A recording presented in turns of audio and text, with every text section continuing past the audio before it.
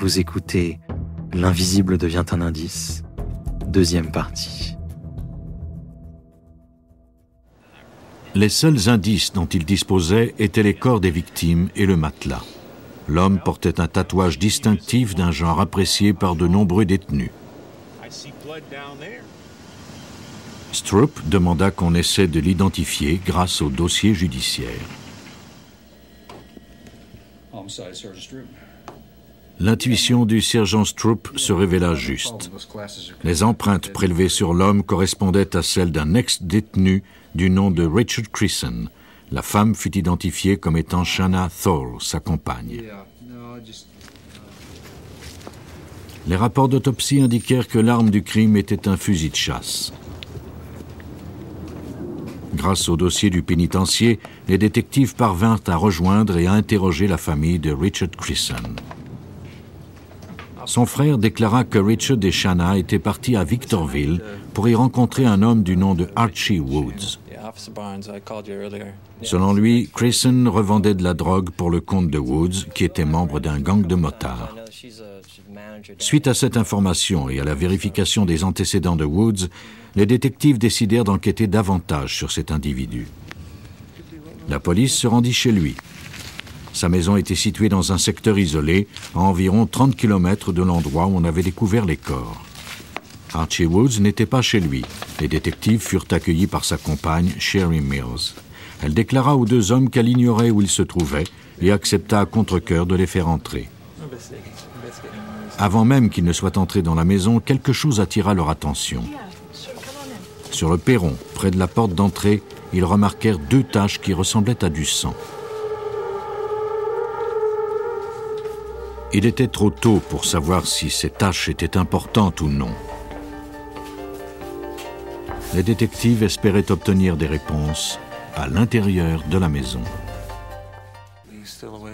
Ils informèrent la compagne de Woods, Sherry Mills, qu'ils savaient que Shanna et Richard leur avaient rendu visite. Mills admit que Shanna Thole et Richard Crisson étaient bel et bien venus, mais qu'ils n'étaient restés qu'une nuit avant de poursuivre leur voyage. Elle ignorait où ils étaient allés ensuite.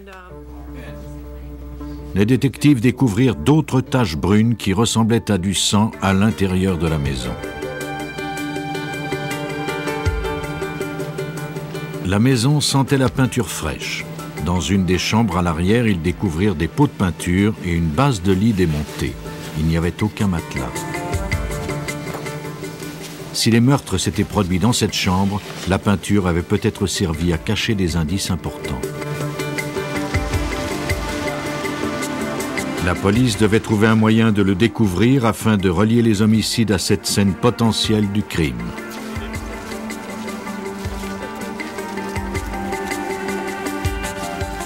Les détectives obtinrent un mandat de perquisition, puis avisèrent l'unité du crime qu'il y avait un problème difficile à résoudre. À l'extérieur, ils remarquèrent la présence de traces de pneus très larges à profil bas, comme celles qu'aurait laissées une voiture de sport. La victime, Shanna Thole, avait été vue pour la dernière fois conduisant ce type de voiture. On examina les taches de sang visibles et on recueillit les indices. Malgré tout, les enquêteurs étaient coincés. Même si le sang découvert à la maison correspondait à celui de Thole et de Crisson, sa présence pouvait s'expliquer par un échange de coups. Il n'y en avait pas assez pour expliquer une fusillade. L'enquête se heurtait littéralement à un mur. L'expert légiste David Stockwell, de la division d'enquête scientifique du bureau du shérif, pensait qu'une source de lumière alternative révélerait ce qui se trouvait sous la couche de peinture de la maison de Woods. La source de lumière alternative est un rayon laser à intensité variable utilisé pour éclairer les fluides corporels sur des vêtements ou des scènes du crime. Chaque fluide reflète une fréquence précise de lumière. Le réglage de la fréquence du rayon laser permet d'identifier des indices qui auraient normalement été invisibles à l'œil nu. Les spécialistes utilisent des lunettes teintées et des produits chimiques spéciaux qui rehaussent la réflexion des fluides afin de les faire luire sous le rayon laser. Ici, ces empreintes de sang sont trop ténues pour être vues à l'œil nu.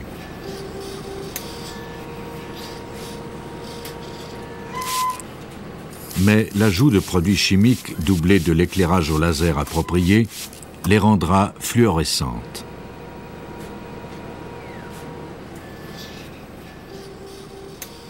En théorie, du moins, les taches de sang devraient luire, même si elles étaient cachées derrière une couche de peinture, à condition qu'on utilise les bons produits chimiques et la fréquence laser appropriée. Le laser est très efficace pour refléter certains fluides corporels, comme le sperme, mais n'est pas utilisé d'habitude pour déceler le sang parce que celui-ci est généralement visible à l'œil nu. Nous avons utilisé le laser pour regarder à travers la couche opaque de peinture et voir ce qui se trouvait dessous. Mais cette façon inhabituelle d'utiliser ces instruments fonctionnerait-elle? La police de San Bernardino ne disposait pas de l'équipement approprié pour éclairer un mur entier simultanément. Elle effectua donc cette opération secteur par secteur dans l'espoir de découvrir des indices.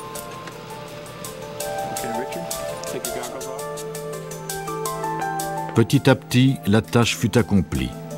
Grâce à la source de lumière alternative, les événements de la maison de Woods furent enfin mis à jour.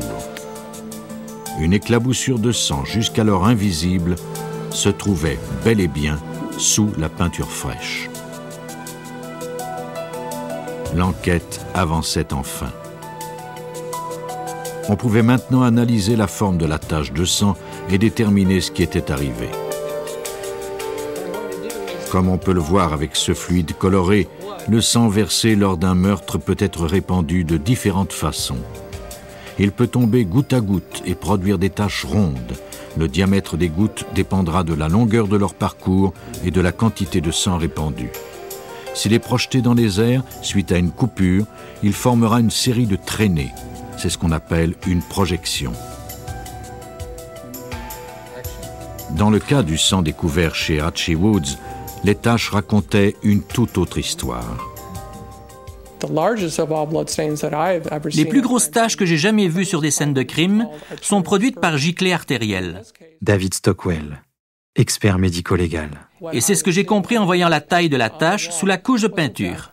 C'est qu'il s'agissait d'une tache de cette nature. L'hypothèse de la giclée correspondait également aux blessures de Grissom et Thorle. Le rayon laser avait permis de clarifier ce qui leur était arrivé. Un nouveau problème se présentait. Comment pourrait-on conserver ces taches pour les présenter à la cour? Sans la preuve formelle qu'il y avait bien eu giclée artérielle, la partie adverse pourrait déclarer qu'il n'y avait eu qu'un simple échange de coups. Il fallait trouver un moyen d'éclairer tout le mur simultanément afin d'en tirer une photographie.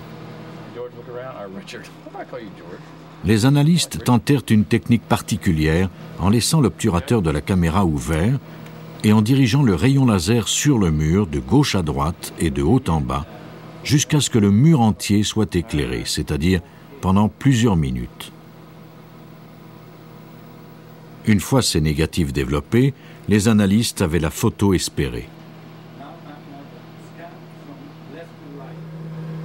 Il s'agissait d'une bonne nouvelle pour le sergent Stroop. Eh bien, cette giclée que nous avions sur le mur avait été répandue rapidement et en grande quantité. Bien plus que ce qu'on retrouverait avec quelqu'un qui saigne du nez ou qui se retrouve dans une bagarre. La preuve était faite qu'il s'était bel et bien produit des meurtres dans cette pièce. Les taches de sang révélaient qu'au moment où ils avaient été tués, Shanna Thorle et Richard Grissom étaient couchés et ne menaçaient en rien leur assaillant. Pendant ce temps, on était toujours à la recherche du suspect. À San Bernardino, la recherche d'Archie Woods, soupçonné des meurtres de Richard Grissom et Shanna Thorle, était devenue impérative. Afin d'éviter d'être impliqué dans cette affaire, la compagne de Woods accepta de coopérer avec la police. Elle informa les détectives qu'Archie se trouvait à Modesto pour l'anniversaire de sa fille.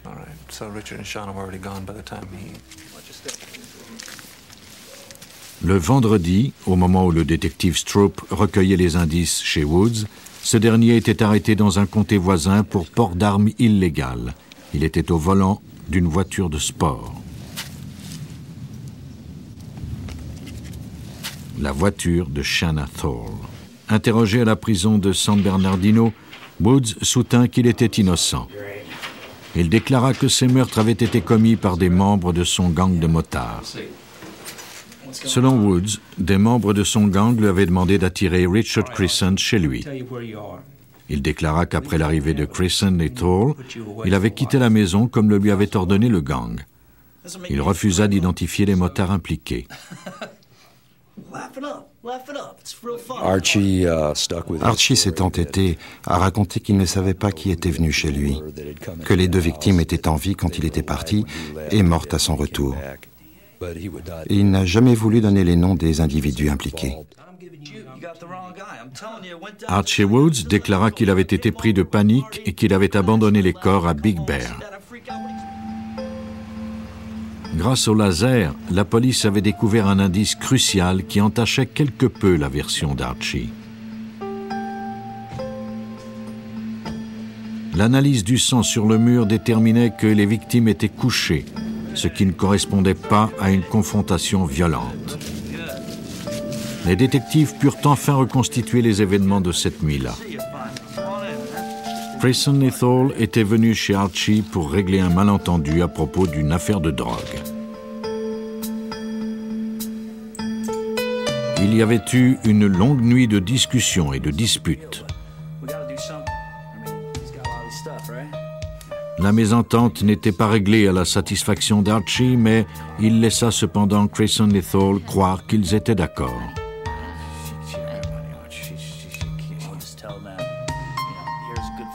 Le couple alla se coucher sans se douter du prix qu'allait leur coûter cette nuit-là.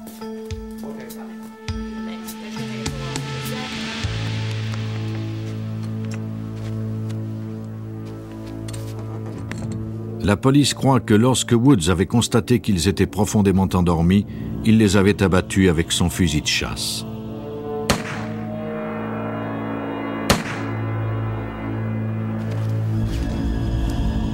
Le seul élément de vérité dans la version de Woods était qu'il avait abandonné les corps ainsi que le matelas imbibé de sang à Big Bear, croyant que personne ne les découvrirait jamais. De retour chez lui, il avait commencé par nettoyer le mur, mais comme le sang ne partait pas, il l'avait recouvert d'une épaisse couche de peinture.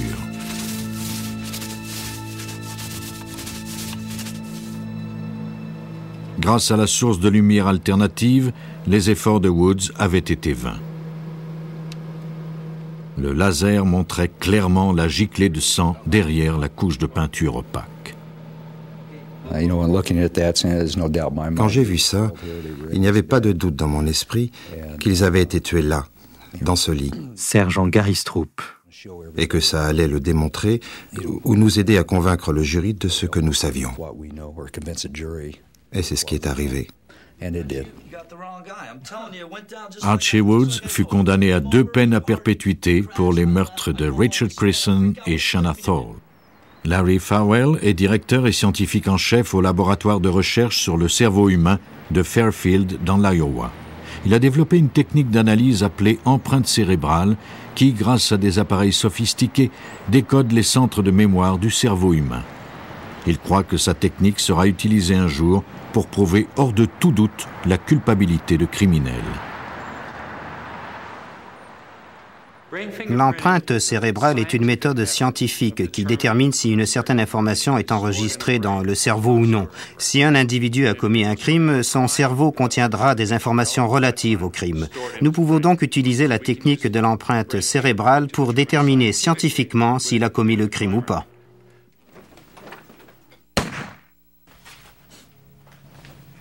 Lorsque quelqu'un commet un crime, son cerveau enregistre l'information dans la mémoire. La méthode de l'empreinte cérébrale vise à révéler ce souvenir en présentant au suspect des éléments relatifs à la scène du crime. Un bandeau muni de capteurs est placé sur la tête du sujet. Une série d'images ou de mots est présentée à l'écran. L'ordinateur enregistre les ondes cérébrales produites en réaction par le sujet. Ces réactions sont ensuite enregistrées sous forme de courbes. L'analyse de ces graphiques permet à Farwell de déterminer si le sujet reconnaît ce qu'il voit ou non. Lorsqu'on se retrouve dans une situation où un crime a été commis, il y a certains détails à propos du crime que seul le meurtrier connaît. Larry Farwell, chercheur sur le cerveau. On peut donc vérifier si son cerveau contient l'information. Si oui, il était présent, sinon, il ne l'était pas. Le FBI joue un rôle majeur dans le développement et l'évaluation de cette nouvelle technologie. L'agence fédérale manifesta son intérêt dès qu'elle entendit parler du système de Farwell. Le FBI décida de tester l'empreinte cérébrale sur ses propres agents à ses bureaux de Quantico, en Virginie. Nous avons mené une étude sur des agents du FBI et le but de cette étude était de voir si nous pouvions déterminer si un individu était un agent du FBI ou non, grâce à ses ondes cérébrales. Si nous arrivions à déterminer qui était un agent du FBI, nous pourrions également déterminer si quelqu'un était un espion d'une agence étrangère ou un membre d'un groupe criminel, grâce aux réactions de son cerveau. Chaque sujet visionnait une série de mots sur l'écran d'un ordinateur. Plusieurs de ces mots étaient des acronymes ou des termes familiers aux seuls agents du FBI. On avait spécialement demandé aux agents de tout faire pour cacher à Farwell leur lien avec l'agence. Chaque réaction des participants fut mesurée grâce aux électrodes du bandeau. Les électrodes étaient branchées sur le logiciel d'analyse d'ondes cérébrales de Farwell. Nous avons donc présenté des stimuli, des locutions que seuls les agents du FBI reconnaîtraient à cause de leurs antécédents. Les agents les ont reconnus. Nous avons donc décelé les réactions cérébrales. Nous savions lesquels d'entre eux étaient du FBI. Le principe derrière le système d'empreinte cérébrale est fort simple. Farwell a découvert que les centres de mémoire du cerveau humain réagissent différemment à la vue de stimuli familiers. Il a nommé cette variation « murmure ». Et c'est cette réaction spécifique du cerveau que nous mesurons et analysons avec l'ordinateur pour déterminer si un individu reconnaît les mots ou les images qui lui sont présentés et qui sont en rapport avec le crime ou l'enquête sur lesquels nous travaillons. Lorsque le sujet voit quelque chose apparaître à l'écran, son cerveau produit une onde cérébrale. Un murmure est une augmentation de l'activité du cerveau produite lorsque le sujet reconnaît ce qu'il voit. Les participants qui ne travaillaient pas pour le FBI ne reconnurent pas les stimuli particuliers à l'agence et ne produisirent donc aucun murmure. La marine américaine s'intéressa elle aussi à ce nouveau système. Ces chercheurs mirent au point leurs propres tests afin de voir si la technique de l'empreinte cérébrale pourrait différencier des étudiants en médecine de civils ordinaires. Ils utilisèrent une liste d'acronymes particuliers à la médecine et à l'armée. C'est le lieutenant-commandant René Hernandez qui était chargé de mener cette étude. Le test a été fidèle à 100%. Nous avons pu identifier chaque participant. L'astuce n'est pas de savoir si la méthode fonctionne, mais de savoir poser la bonne question. Parce que si nous n'avions pas utilisé de très bons acronymes que seuls les étudiants reconnaîtraient, nous n'aurions pas pu faire la différence entre les étudiants en médecine et l'équipe, par exemple. Donc il était très important d'être assez astucieux pour poser les bonnes questions parce que le cerveau répondra toujours avec honnêteté. La préparation minutieuse des mots et des images d'une séance de test est vitale si l'on veut obtenir des résultats probants. Les questions doivent être formulées de façon à ce que lorsque le murmure se produit, l'on sache exactement pourquoi. Dans le cas d'un meurtre, cependant, le témoin réagirait de la même façon que le criminel si on lui présentait l'arme du crime. Vous prenez deux personnes. Seulement l'une des deux a commis le crime et l'autre y a assisté. Les deux ont la même information emmagasinée dans leur cerveau. Il s'agit de poser les questions correctement.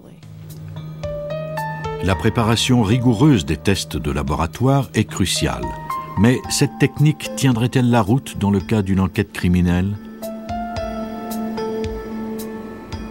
Le docteur Farwell pourrait-il vraiment lire dans le cerveau d'un meurtrier ?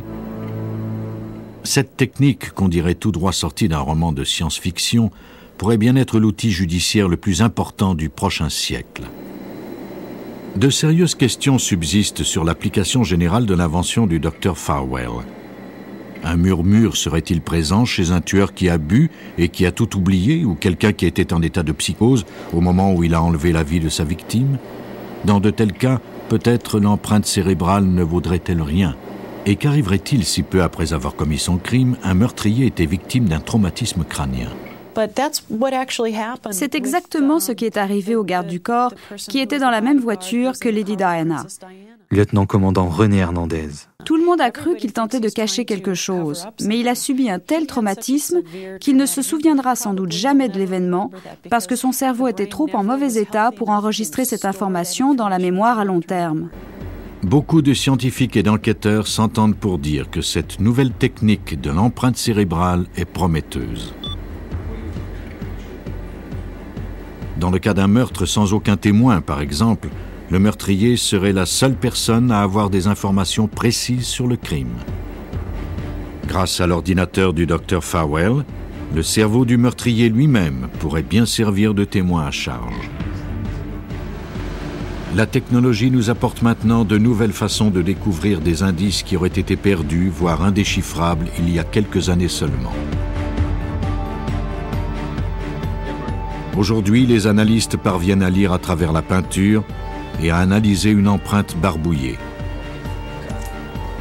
Bientôt, peut-être pourront-ils déceler la vérité directement dans le cerveau des suspects. Nous ne pourrons sans doute jamais éliminer complètement le crime, mais les experts légistes mettent tous leurs moyens en œuvre pour y parvenir.